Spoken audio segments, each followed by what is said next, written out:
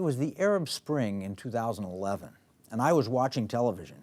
It's kind of an amazing event. You saw on Tahrir Square mass riots and people begging for the end of the Hosni Mubarak regime. I saw an interview with two young women. They were lesbians, admittedly, and they were rioting to remove Mubarak and to replace him with the Muslim Brotherhood. And the question the reporter asked is, why in the world would you support the Muslim Brotherhood? Aren't you lesbians? They said, oh, absolutely, but they're such good organizers, and we're going to stand with them because they're going to bring us freedom. Now, I don't know what happened after that. I'm sure it was tragic. When the Muslim Brotherhood took over, oh my goodness. But have you ever wondered why it is that radical progressives and really Sharia supremacists seem to work together? Why do they do that? It makes no sense to me. Well, today in the Economic War Room, we have a special guest. It's Jim Simpson. He's the author of a book, Red Green Axis 2.0. And I'd like for him to explain why these groups seem to work together and what it means for the United States. Welcome, Jim. Hey, great to be with you, Kevin. Thanks for having me. Oh, we're so glad to have you here. So, you wrote this new book. It's Red Green Axis 2.0, and it talks about Sharia supremacism and radical progressive leftists. I don't understand, why do those two groups seem to work together? But before we get there, I want you to share, what does Red Green Axis mean? Sure, of course.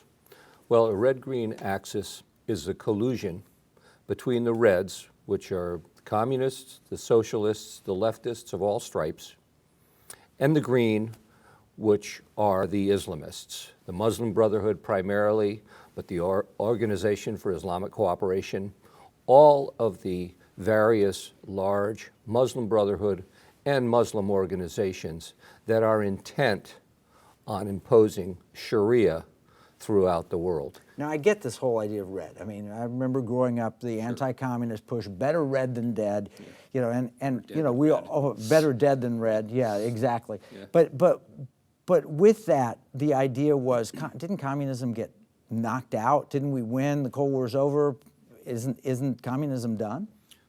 Well, you know, that's what they said back in 1991, but it certainly doesn't look that way, does it? No. Throughout South and Central America, there's a huge resurgence in communism. Throughout most of the African nations, communism has essentially taken over.